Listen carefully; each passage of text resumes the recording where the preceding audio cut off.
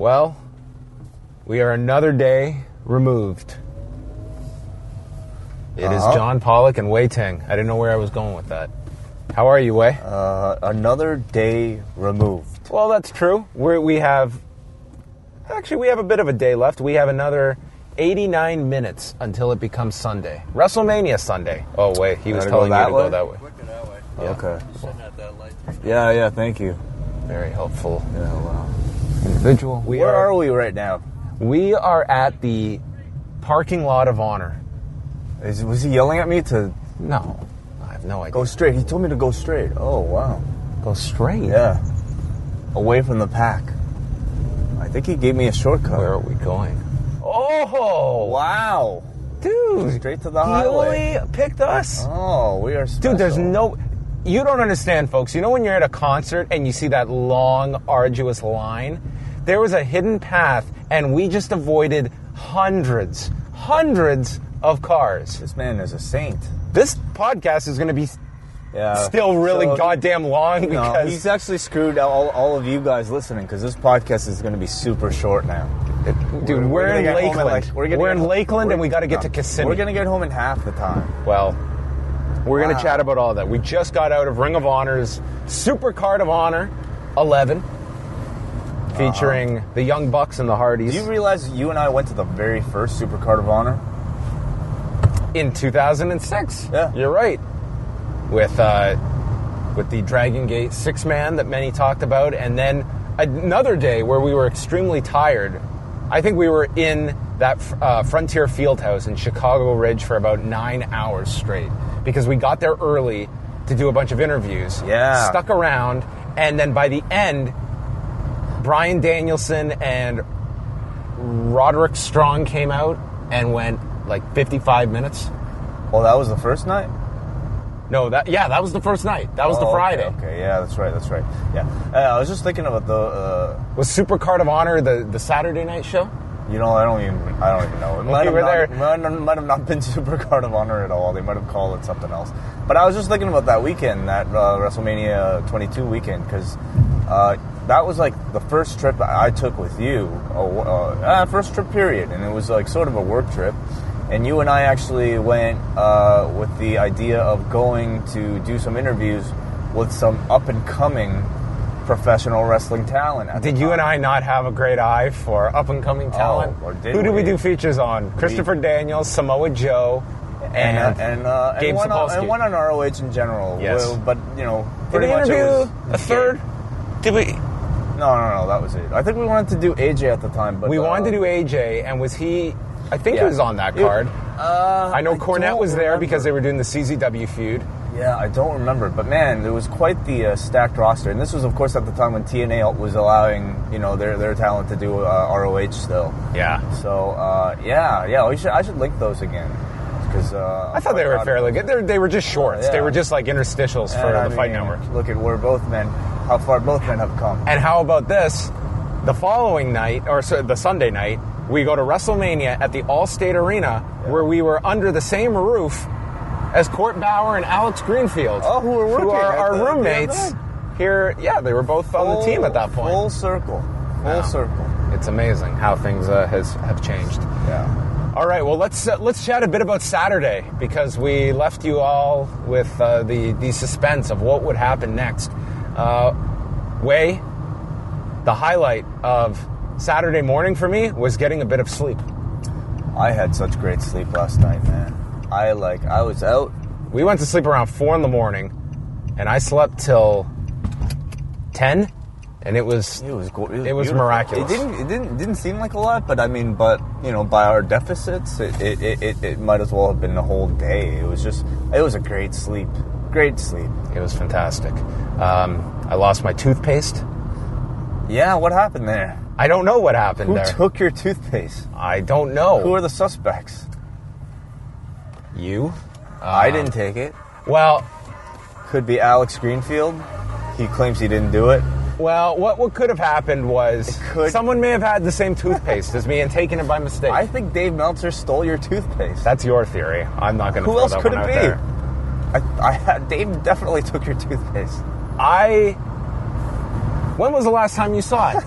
I used it before I went to sleep. I brushed my teeth before I went to sleep. Yeah, that would have been the last time. Well, nonetheless, you should confront him about this. No, I don't know what happened to my toothpaste, but that's something that we are investigating.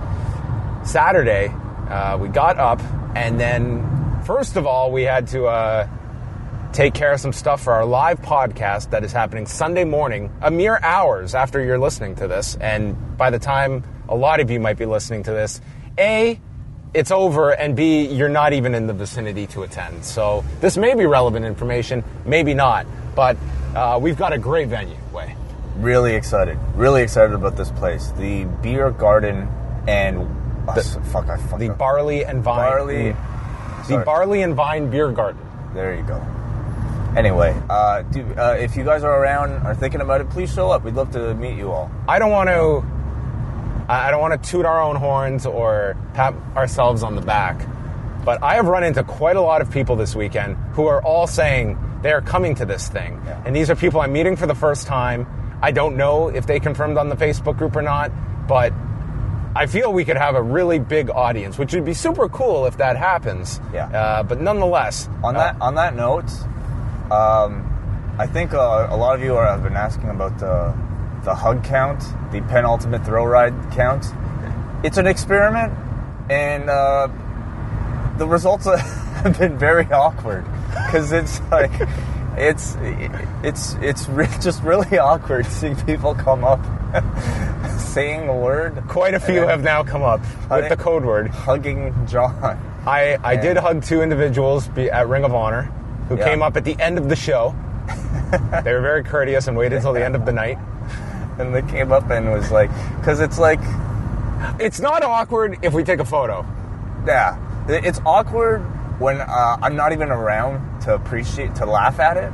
Well, that happened once. Yeah, it happened at Evolve where this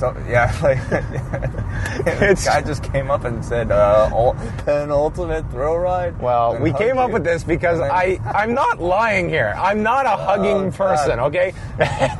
It's just... I think a lot of people... I blame you. Some people just say it and then they don't even want the hug, because they know how awkward it is. Well, I had one dude who just said it to prove that he listens, but then I was like, I don't want the hug. I'm like, I respect that, and that's totally cool. I get the joke. We're moving on. Anyway, Saturday, I do want to mention that for those of you that are coming, what is the parking situation, Wai? We have there. It's a small parking lot, but the residential area around it, you can park on there. It's basically on a side street. This place, it's basically at the mouth of a side street. And so, of course, yes, there are limited spaces out front. But if you can't get enough spaces, you can park on the side streets that are basically right attached to the bar. So do give yourself enough time to get there, park, and then walk over to the venue, which is... we'll start at about 11. 11 a.m. People will be arriving. There will be lots of beer that the bar will be serving people with, and then we'll get the podcast going shortly thereafter. Mm-hmm. And at the end, we'll have some time to meet with everybody, and looking forward to it. It should be a lot of fun on Sunday morning. Yeah. It was the major reason we wanted to come do this excursion to Orlando, because it sure as hell was not for the traffic. Well, the traffic is actually just... I didn't know that it would be this bad, and it's awful. It's certainly worse than Toronto. I mean, Toronto already has pretty bad traffic, but and what really got to me is that a lot of these things aren't really that close, and certainly ROH is like the worst one. But like even Axxess is like all the way out away from... I couldn't believe how far, because we passed by the Citrus Bowl. And we're looking at it, and then I'm looking at the GPS, and we're a good 25 kilometers from Axxess. Like, typically it's all in a relatively general area in a cluster together. Yeah, but this year, I guess this was the convention center, which I've actually been to before on a shoot with Jason Agnew. The convention center is kind of all the way, maybe like, what was it, like a good 40 minutes away from... It was way out of the way. And we had to go all the way there to get our parking pass. Yeah. So that was a bit of a trek, and everything's just kind of spread out. So you kind of do need a car But the traffic is just awful in this town. So be prepared if you are just getting in for a lot of heavy traffic. Okay. Before we do the weather report as well, we went to Jim Ross's show, which was happening at the what was it called? The Live. I don't know. Okay, but we went to the Jim Ross show. Yeah. Don't have to promote the venue. Jim Ross was there. Got to chat with him briefly, and he started off the show addressing all of the reports, and he basically wanted to address it and address the elephant in the room and kind of move on at that point, and said that, listen, we started talks about my return months ago, and I'm not going to lie to people and say that it's not happening. Well, exactly. He basically said... He pretty much said, I'll be at WrestleMania. But the main thing he said was that, when he was initially in discussions with the WWE, and this was like months ago, he said that his wife was ecstatic because his wife wanted really to walk into the Hall of Fame with him in her Louis Vuitton dress. And then she really wanted to see him walk down the ramp at WrestleMania. Yes, and he said that one of those is not possible any longer, but the other one is. Mm-hmm. So I think you can easily read between the lines, and everyone's expecting him to be calling a match. Yeah. And if I had to guess, it would probably be the main event of the show. I think that would make the most sense. Yeah, we'll see. We'll see. I mean, I would like... If the main event is indeed Roman Reigns and The Undertaker, I think that would definitely be the match that everybody would want to see him call. He has the history with The Undertaker, more so than, of course, Brock and Goldberg. And I imagine that would be a lengthier match, too, for him to call. So it would be a really great WrestleMania moment, as they say. Yeah, and it was a makeup for the Jim Ross show, where he just had a lot of guests on the stage with him. Paul O'Brien, who's the writer that is doing his book with him, Tony Schiavone, Bruce Pritchard, Jeff Jarrett was there, Karen Jarrett was there, Jeremy Borash was the MC. There were a lot of people at this show. Yeah, a lot of people there, and I think a lot of people just like anybody who had tickets, of course, but everybody backstage, everybody was just, I think, very appreciative that Jim was like wanting to go ahead with the shows. And everybody was very supportive, as you would imagine in a situation like this. And like to me, it seemed like Jim Ross was like really able to hold it together. I think there were periods where he, commented that this was a lot tougher than he had imagined for him. Towards the end of the show, he, there was a point where like he was thanking all the guests, and like Jeff Jarrett. Jared got really emotional, saying how it was awesome that Jim was here despite everything that was going on with him. And then Jim spoke to the crowd and said that, he's heartbroken right now. But being here with everybody it's helping him. So it was very touching. And I mean, those two also, I mean, it's something that they share in the fact that Jeff's first wife died of cancer 10 years ago. And I mean, it's something similar that those two share as well. Yeah. So the show, they sold about 500 or so tickets, like right around that. So the show did very well. And then they're doing a second show on Sunday. So that would mean JR is doing the show Sunday afternoon, and then's probably heading right over to the stadium afterwards. And that's where he's going to get an amazing response. Incredible, when he walks out. I would imagine the biggest of the night. Like I can't imagine anybody on the show getting a bigger reaction than him. Even if it is, I can't think any babyface would get a bigger reaction than him. So he also said though that despite no matter what happens, he's still going to be calling, working with Axxess. He'll still be calling New Japan shows. And he even plugged when Jarrett came out, mentioned about what they're trying to do with ITV and the World of Sport project. Really put over, ITV and World of Sport. Yeah, which, I mean, of course, this is something that Jim Ross was the person they were hoping would be calling that ITV project. And I don't think you can divorce the two, this ITV experiment and Jim Ross, as well as being someone that I don't think the WWE wants calling that ITV show. Yep. And another thing on the ITV project as well worth noting is the fact that it's a 10-episode trial run, and there's ITV Studios that is very much behind this venture, and then the ITV itself, the actual network, they are the ones that will make the ultimate call, and it comes right down to whether this finds an audience or not. If the ratings are not there, this thing is going to be, that'll be it. So what you're saying is, like, despite the fact that, like, ITV is in however many homes, it was described to me I overheard somebody describe that ITV was like the NBC of... yeah, it's a major network in the UK. But so you're saying, like, despite the fact that they're in so many homes, even if they do, let's say, 1 million people, that's not necessarily a good number. No, right? I don't know what the barometer is for what is a success. Green light. Thank you. Give me the green light. Yeah. And yeah, I mean, it's maybe something that our friends at British Audio Wrestling can talk a bit further about. But yeah, 1 million viewers. They did over 1 million viewers for the New Year's Eve show, and that wasn't considered a home run. And whether you feel they'll draw better on a night that isn't New Year's Eve, that'll be the question. And how much it's one thing for the first show to have a lot of buzz behind it. What will episode 6 be like in this 10-episode series? So that's what it's going to come down to, and it seemed like it's pretty cut and dry. There's either it does numbers or it does numbers, and that's all that the ITV network cares about. And that's going to be a big story to follow throughout the year.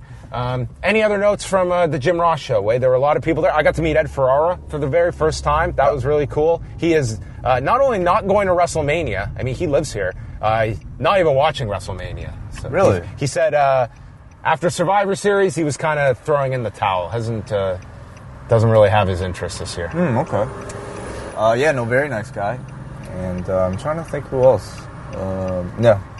Yeah, ran into a lot of people there, so that part was cool. We then made the long trip to WWE Axxess, where we got there. We secured our parking spot for all you people that have been at the edge of your seat for the first 20 minutes of this podcast. We got our parking pass, and then we took a quick look at the gift store, but at this point it was around 5-ish, 5:30. Yeah. And we did have to get going to Ring of Honor. To be quite honest, like I've been to Axxess a number of times now. The gift shop is the highlight for me. I looked around though. It's like this year, I don't know. There wasn't much. Yeah, not that many. They had they had the Money in the Bank briefcase for $75, and sorry. Okay, don't crash. I'm driving right. Way just navigate. I'm about to get on the highway. So this is a very tense situation. And then I like how I'm always driving for these podcasts. Well, I'm you drove earlier in the day. You get to relax at these shows. You don't got to jot down notes. Yeah, that's true. And you know how good I am with driving with you're great. With the GPS. I get mad and get us lost. Okay. Anyway, So sorry. So, Axxess. I wanted to say the gift shop. The gift shop. To me, the most notable thing was, first of all, I didn't even know they made an NXT book, but they somebody wrote a whole book. I read it on NXT, and you had read it. Anyway, it's not worth reading. It's not very good. But I think the other notable thing was that they made specific shirts for each main event, quote unquote main event. And like each shirt has like its own specific graphic for that main event. So like did you see these? So like there's going to be the hardcores that buy all 30. Yeah. Were there like even the women's matches? No. I'm saying every main event. Oh, main events. Okay. So the shirts I did see. Of course, they did Goldberg Lesnar, and that was more like an old fight poster. That's okay. Yeah, Shane McMahon versus. I saw the Reigns Taker one with the fist coming out of the ground. There's a gloved Roman Reigns fist coming out of a gravestone. The most peculiar one was Bray Wyatt versus Randy Orton, and they had a picture. A woman on fire? No, they had a picture of a snake eating or biting the neck of an ostrich. What? And is that what Bray Wyatt is?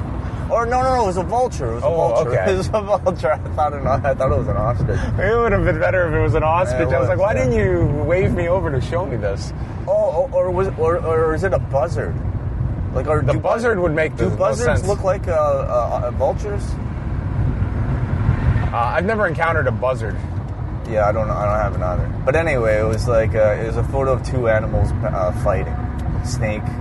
All right. And I think it was I don't know. Correct me if I'm wrong. But I thought that was kind of cool. We didn't answer. Did Shane and AJ have a shirt? Yeah, it just said phenomenal versus the money. That one was kind of lame. Wow. Yeah. Anyway. Yeah, Axxess was. I mean, we were there very briefly, and we only went to the gift shop. We didn't even go in to check any of the exhibits going on, so not much to report from Axxess. And then we made our way out to beautiful Lakeland, Florida, at the Jenkins Arena, the site of the second ever episode of WCW Thunder. Is that so? Wow. Yeah. Quite the trivia.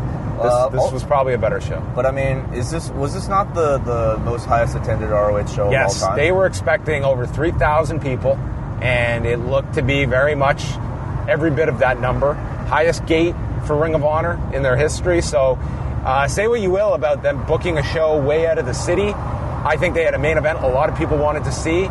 The fact that up until last week, this was a show that you couldn't see any other way but to buy a ticket, I think that worked well for them. Was that strategic, you think? Probably not, right?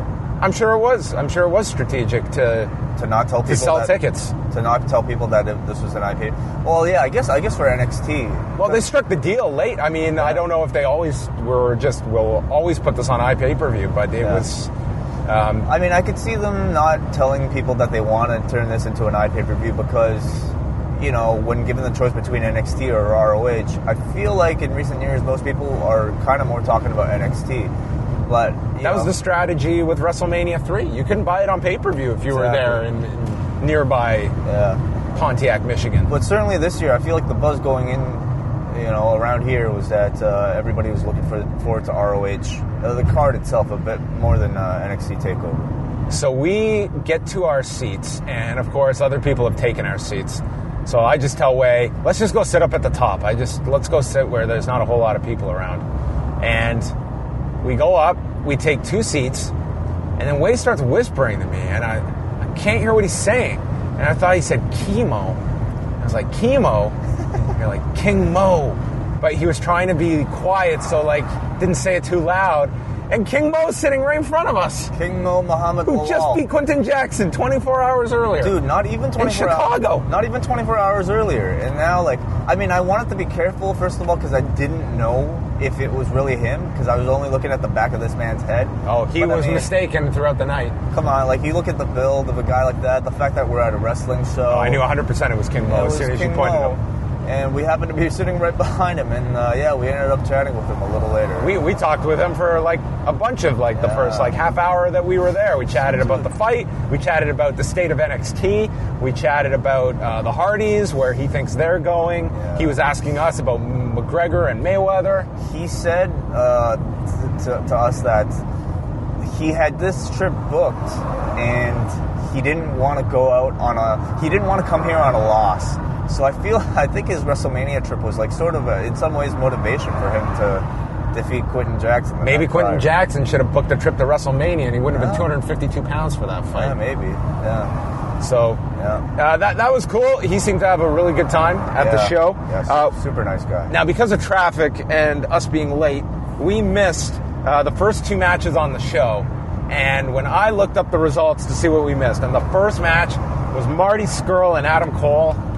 I was very annoyed that I missed this match. This was the second most anticipated match for me on this show. I really wanted to see this and missed it. This is kind of what's been a little annoying about a lot of the shows in Orlando this weekend for WrestleMania was that they would put a lot of sometimes the main events or semi-main events first. And I understand it when you're a Progress or a Rev Pro or whatever or Evolve. And the same guys that are wrestling on your card have to make it all the way across town to get to another show. But I can't imagine Marty Scurll or Adam Cole are going to wrestle anywhere else tonight outside of ROH. I think Scurll might have been. I think that could have been the case. I don't know that definitively, but that could very well have been the case with him having to work the opener and then get to another show. Yeah, you bundle that with the traffic in the city, and I'm sure a lot of people have missed a lot of good wrestling.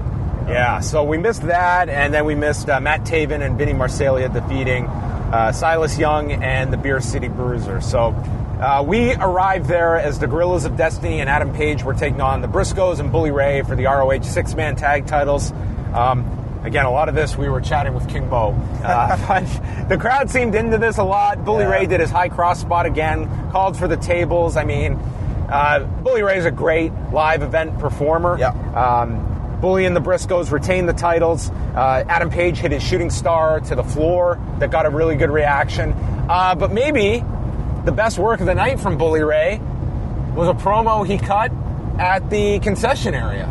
Yeah, during the intermission, Bully Ray was taking photos with fans. And let me say, this guy, just as I was in line, this guy's really great with fans, especially kids. He's excellent. He's excellent. And I think he teaches this stuff. He's got a wide range of it. And so in one particular instance, we were just overhearing this. So I don't know the complete context, but a man, I believe, was asking, hey, maybe I'll think about trying this stuff someday. And then all I could hear in the background was... the first words I heard from him that got my attention were, too old, no. And then we turn around, and I'm paying attention now, and Bully Ray is just, no, this isn't fantasy camp what we run. We're not a school that just runs a fantasy camp. There's other schools that will do that for you, not us. And he's like, I'm just being honest with you. I'm turning away your money because I'm being honest with you. We take people that are committed to do this. And this ended up becoming like the best ad possible for the Team 3D Academy. Really, I guess, yeah. It shows you how serious the guy is. But I mean, I felt bad for this dude who was just like... He was at a loss for words. He was with his kid, and then the guy just like casually said, maybe I'll try this thing. Hey man, there's a lot of bullshit in this world, and I will applaud anyone that's going to cut it. The guy definitely seems to take his academy very seriously, and a response like that only tells you exactly how serious he takes it. So, the only dreamers he allows in his gym are named Tommy, who did a seminar with him this week at his gym. Right. So that was a great promo. That's all I'm going to say. Yeah. The match was fun too. Yeah. The Briscoes are always fun to watch, and they've been doing they do all the 3D Team 3D spots together. So the match before intermission was Cody Rhodes against Jay Lethal in a Texas bull rope match, and this was done totally in the old fashion of the classic bull rope matches. Both were out in their jeans and cowboy boots, which I always love. It's like not getting the tights dirty on this one. This is going to be. So wait, is there a technical reason for it other than like aesthetics? Like, does it help your legs? Does it help from like getting chafed by the rope? This is going to be a rough match. You're not worried about your jeans getting torn up, or you're not going to get your expensive gear bloodied upon and wrecked from all this debris and weaponry. It was cool too because because it was Cody Rhodes doing this match, and so to kind of see him in like the cowboy boots and everything was like his dad was. This was a really good match, and this crowd, as much as Cody's being a really great heel, like this crowd was really into Cody. Definitely. He was getting a really strong response throughout this. Yeah. Lethal wrapped the rope around Cody. Cody was busted up on the forehead, and there was a bionic elbow that got cut off by Jay. Lethal went for the lethal injection, and as he went for this, Cody yanked the rope to pull down Lethal, and he crashed down on his head. Yeah, basically while Lethal was kind of doing a handstand, Cody yanked the rope then, and then Lethal just fell straight back and kind of almost did a slide on his head. It looked brutal. After that, we had a figure four applied by Cody. Cody hit this low blow with his kick and then hit a disaster kick, got a near fall out of that. Cody is then he took his boot off and starts attacking with him. Lethal fights back. He hit a top rope elbow drop, the Savage elbow, hit him with a cutter, then kicked Cody low, and then hit the lethal injection, which was kind of cool with the two tied up with the rope together, and he won with the lethal injection. So Jay Lethal gets his arm raised, which was kind of interesting given the angle they shot later on with Cody. Yeah. That's when we had a very long intermission. And then to kick off the second half, recent free agent Bobby Fish came out. He was a free agent as of this past Monday, but has made it clear that he's not opposed to taking dates with Ring of Honor. He's just not signing an exclusive deal with them. So Bobby Fish was out here, had a big brawl with Silas Young, and then they were separated and went to the back. So it looks like Bobby Fish I would imagine he'll be at the television tapings next weekend, and while he's contractually free, ROH is fine using him even if it's non-exclusive. Yeah, do you think I think this will be short term. Right. It seems like a lot of guys are choosing free agency over, a number of options lately. It's a combination of free agency and a lot of them that I feel see another Florida destination in mind. You think he's going to WWE, Bobby Fish, too? I think it's a possibility. Cool. Don't know it's factually that he's going there, but I look at NXT and I can see a big influx of ex-ROH talent ending up in NXT over the next couple of months, and I think it's going to be a drastically different roster 6 months from now in both ROH and NXT. Will Ospreay and Volador Jr. took on Dragon Lee and Jay White. Crowd was chanting Lucha Libre at the beginning, especially for the sequences involving Volador Jr. and Dragon Lee. This was just such a fun match. Volador Jr. hit a beautiful Asai moonsault to the floor. White caught a space-flying tiger drop when Ospreay went to hit it to the floor. Caught this and then dropped Ospreay at a bad angle on his neck on the edge of the apron. We had a spot. All four were down. Lee put Volador Jr. into a tree of woe and hit a double foot stomp. Volador killed Lee with a super kick and then followed with a Canadian destroyer. Ospreay then did a springboard shooting star press to the floor to Lee. Volador then did a top rope Hurricane Rana.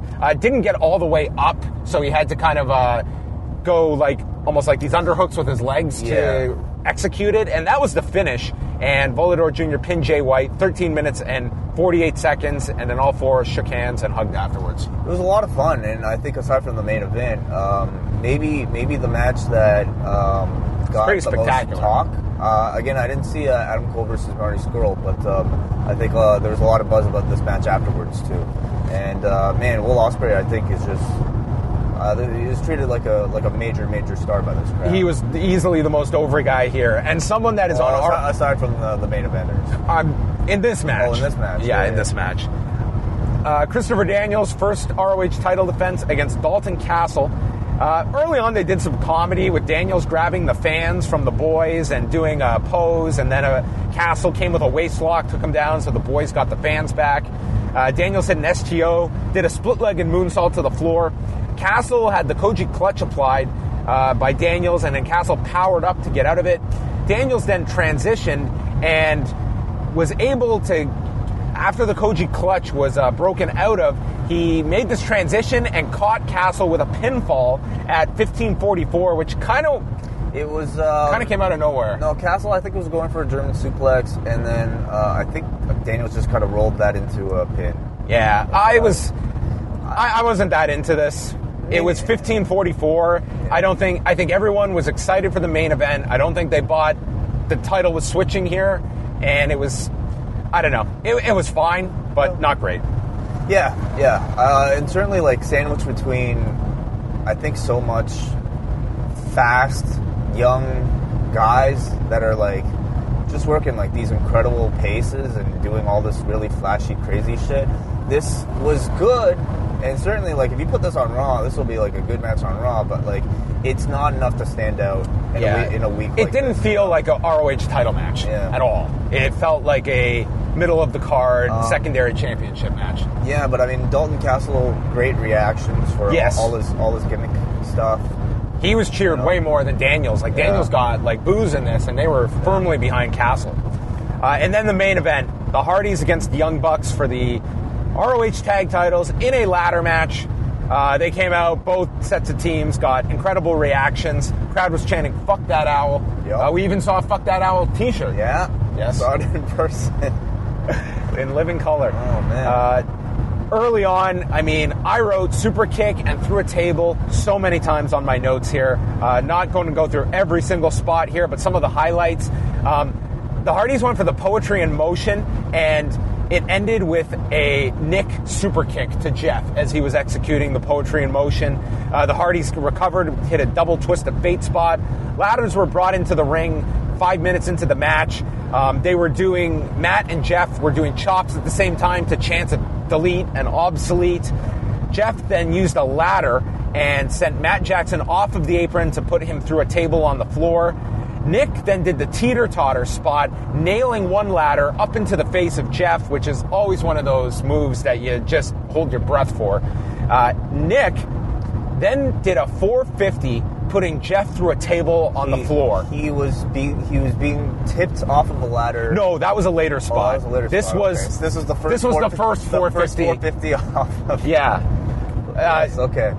This was incredible. So then, following that is when we had Nick. So we had 2 ladders set up. Nick is on the furthest ladder. He gets tipped, so he jumps onto the second ladder, which also gets tipped, and then he lands on the top rope, balancing himself, and then flips over to the floor, going through a table. This was nuts. Yeah, it was. It's like kind of like. Isn't there like a video game where you have to like jump from like one? It's just crazy, like the amount of precision and yeah. You know, I know. It's a game of parkour. I know that whatever happens with Shane McMahon, we're going to hear about how this guy is just so crazy and willing to do anything. Dude, Nick Jackson is just that times a million. When you watch this guy in Ladder War, when you got the ambitious spots this guy does and does flawlessly, like sometimes his individual parts get lost in the grander mix of these big matches. But Nick Jackson, it's just unbelievable. The stunts he does, how well he does them, how on point he is, and the degree of difficulty that is just extraordinary. I think he's able to pull off front flips like they're just like me trying to skip is like him front flipping, you know?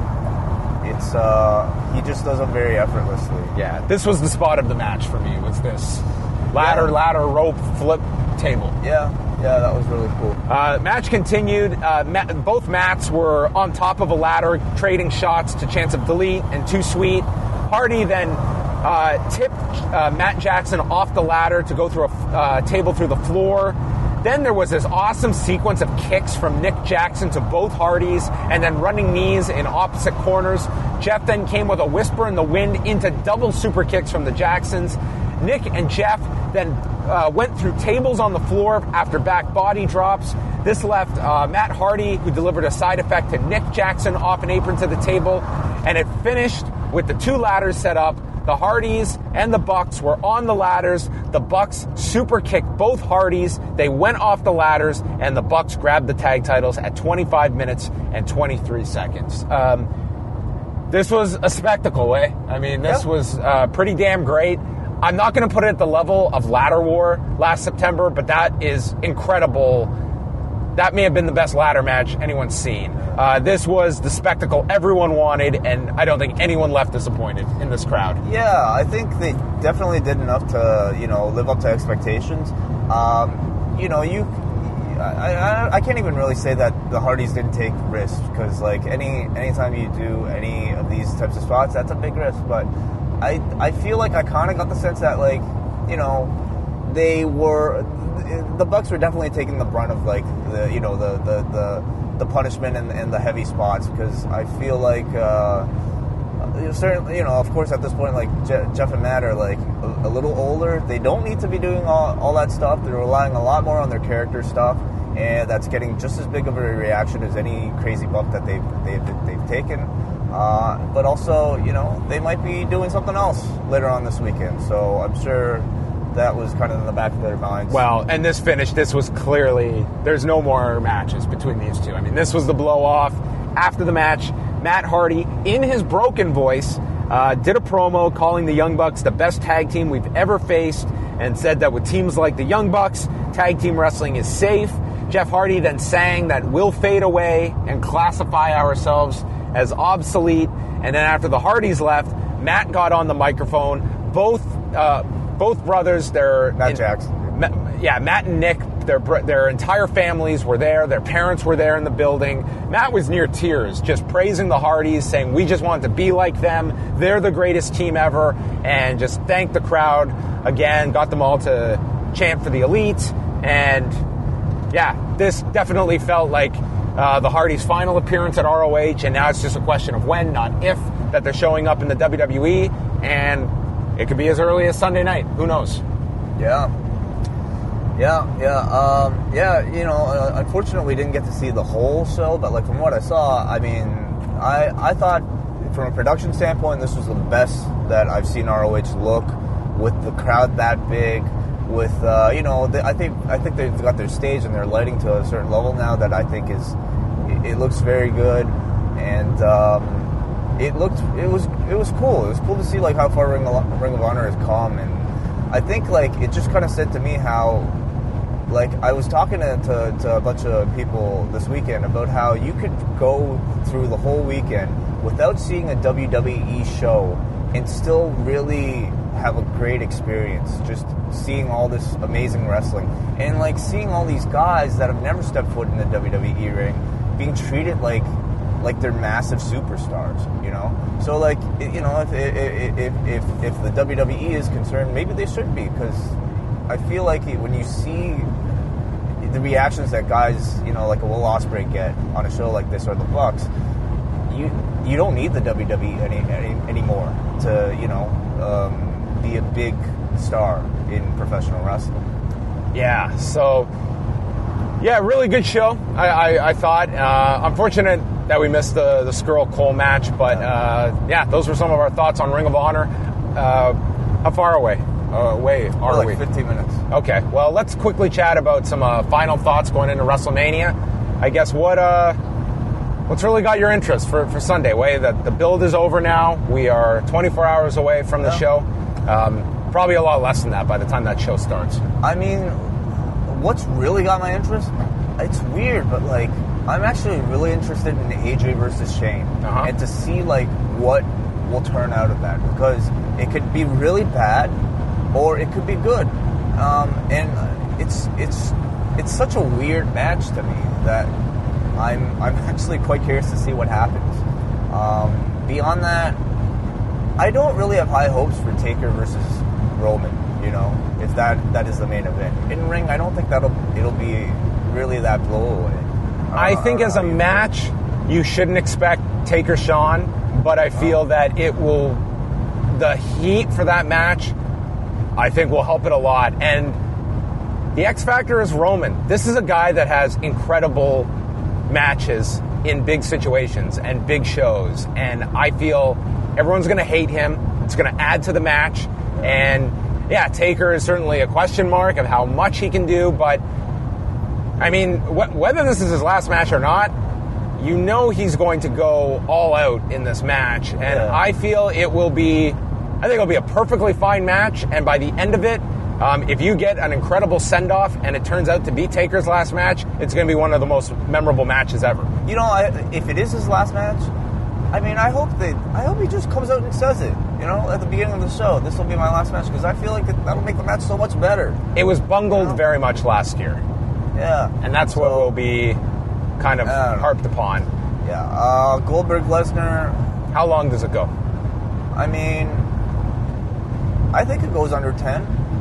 I think that's a very safe assumption. Yeah, I think it goes under 10, maybe even less. Maybe it even goes under 5. But that match, I feel like, is largely entrances and then, you know, the stare down and then just fast-paced action. I feel like I was a bit more interested with it being in the main event. The fact that if it's in the semi-main event, for some reason, kind of like takes the luster off of it. It makes it seem a little bit less important. What's the match you would want Jim Ross to call if it's only one? I mean, it would be Taker Roman, especially if it's Undertaker's last match. I think it should be. Yeah. Especially if that's going on last. I think Jim should come out for it would be very awkward for him to come out if he's only doing one match and then he's gone. Yeah, honestly, that is almost the main event to me now, the appearance of Jim Ross at WrestleMania. I'm really looking forward to that entrance because I think it's going to be incredible. You know, Cena, Nikki, and Miz and Maurice. I think the heat will be tremendous, and I'm expecting a big babyface reaction for The Miz and Maurice in the stadium. I really am. And the post-match is most interesting. To be honest, the match itself, I can probably kind of take it or leave it. And what do you think will be longer? The pre-show or us getting out of the parking lot after WrestleMania? So you're saying, will it take more than 2 hours for us to get out of the parking lot? Yes. Well, if you remember, like San Jose, like it pretty much took that long. Probably pretty much took us 2 hours to get San out. Jose, we didn't drive there though.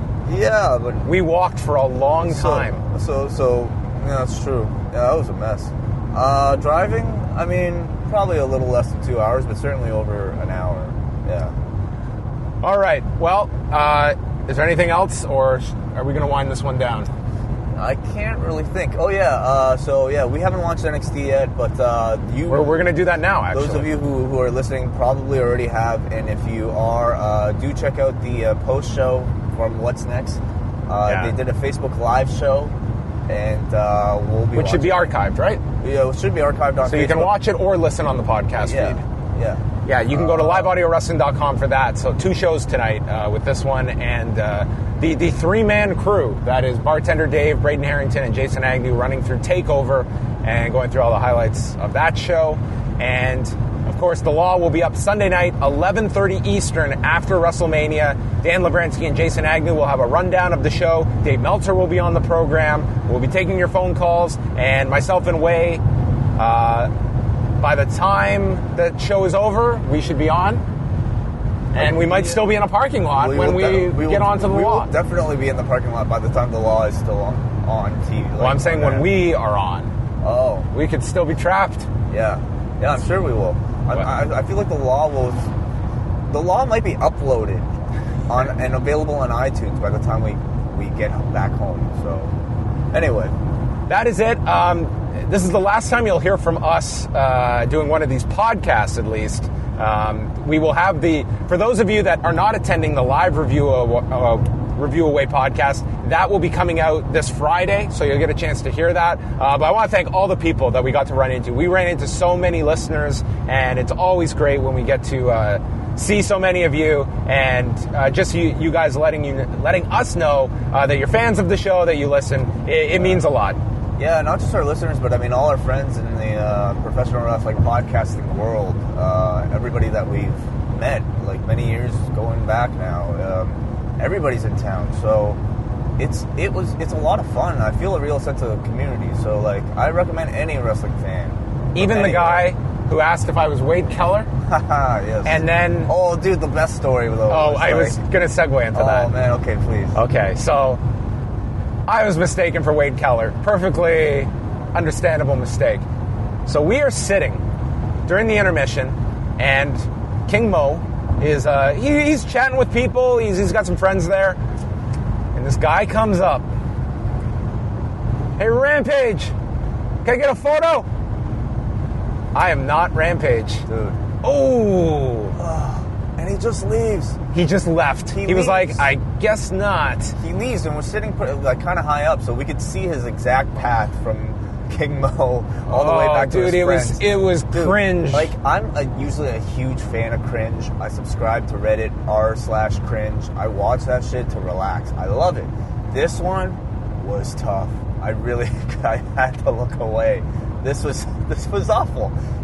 You mistook this guy for the guy he just beat the last night. Fuck. Oh God. King Mo's also going to WrestleMania.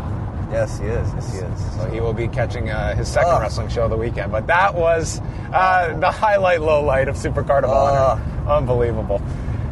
We're going to leave it there, folks. LiveAudioWrestling.com is where you can go. Subscribe to Live Audio Wrestling on iTunes. You can never miss a show if you do that. And we'll chat with you at some point, and we'll be back in Toronto for Review-A-Wai on Monday night. That is it. Enjoy WrestleMania. You just hit stop. On this? Yeah, it's on the right side.